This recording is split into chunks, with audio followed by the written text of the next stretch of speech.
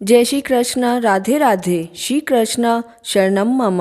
विक्रेतु कामा किल गोप कन्या मुरारी पारदार्पित चित्तवृत्ति दध्याधिकम मोह वंशाद वोचद गोविंद दामोदर माधवेति। कार्तिक मास महात्म्य का छठा अध्याय। नारद जी ने कहा, हे राजन, कार्तिक मास करने वाले प्राणी को सूर्योदय से 2 घड़ी पहले ही बिस्तर छोड़ देना चाहिए।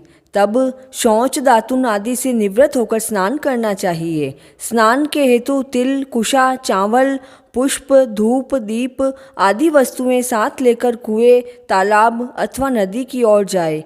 नदी पर स्नान करना सर्वश्रेष्ठ माना जाता है। संगम अथवा तीर्थ में स्नान करने से अधिक फल प्राप्त होता है। स्नान करने से पहले भगवान विष्णु का मन में स्मरण करके स्नान का संकल्प करें और तीर्थ तथा इष्ट देव आदि को पहला अर्घ्य दें।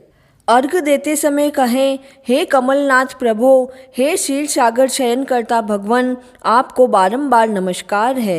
हे ऋषिकेश, आप मुझ पर कृपा करके इस अर्घ्य को स्वीकार करो।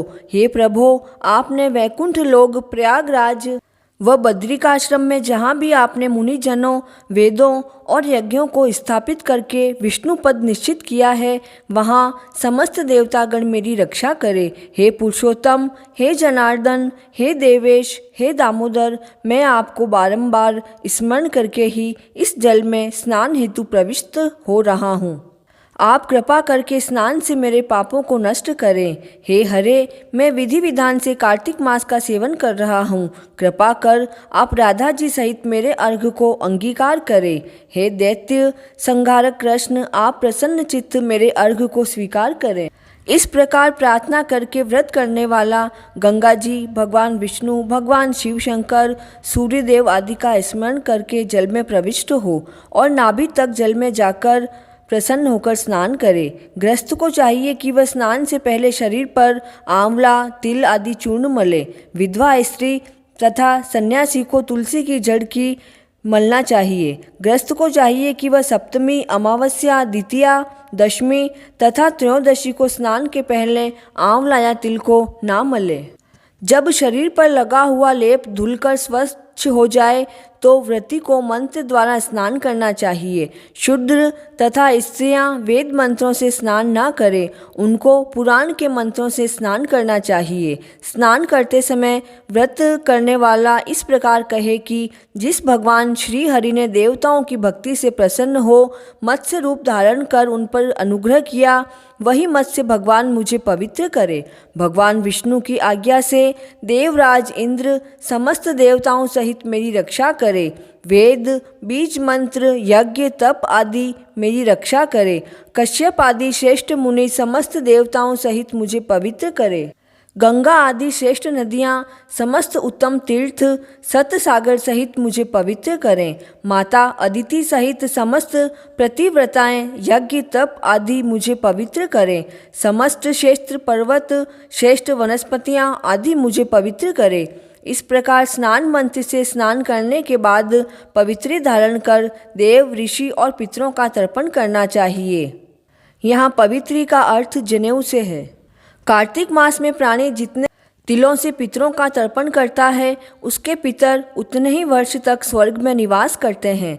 तर्पण करने के पश्चात व्रती जल से बाहर निकलकर शुद्ध वस्त्रों को धारण करे, तब भगवान श्री हरि का पूजन करे। समस्त श्रेष्ठ तीर्थ क्षेत्रों तथा देवताओं का स्मरण कर भक्ति से अर्घ्य दे। अर्घ्य देते समय कहे, हे देव, मैं पवित्र मन, वचन और कर्म से कार्तिक मास का सेवन करने हेतु स्नान करके आपको अर्घ्य दे रहा हूँ। आप राधा जी सहित इसे ग्रहण करें। भगवान को अर्घ्य देने के पश्चात वेद पाठी उत्तम ब्राह्मणों का पूजन करें। बारंबार उनको नमस्कार करें। उनको तांबूल, पुष्प तथा दक्षिणा देकर प्रसन्न करें। ब्राह्मण के बाएं पैर में तीर्थ, मुख में वेद तथा शरीर में समस्त देवता निवास करते हैं। इस कारण ब्राह्मण का पूजन करने से महान फल मिलता है। ब्राह्मण भगवान विष्णु के स्वरूप हैं। निदान उनका पूजन करने से प्राणी का कल्याण होता है। ब्राह्मण का अपमान या विरोध नहीं करना चाहिए। ब्राह्मण के पूजन के बाद तुलसी पूजन करें।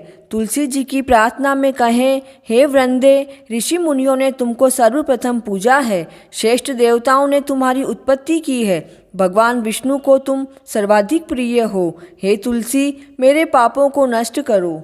तुलसी पूजन के बाद व्रत करने वाले को चाहिए कि वह भगवान की पवित्र कथाओं को पढ़े, पुराणों का श्रवण करे। इस प्रकार कार्तिक मास का निष्ठापूर्वक सेवन करने वाला प्राणी भगवान को प्रिय होता है। उनके समस्त रोग पाप आदि नष्ट होते हैं। भगवान विष्णु की कृपा से उसे उत्तम बुद्धि वाले पुत्र एवं धन की प्राप्ति होती है। हे राजन, कार्तिक मास के समान उत्तम फल देने वाला अन्य व्रत कोई नहीं है। कार्तिक के ठाकुर भगवान श्री राधा दामोदर की जय हो।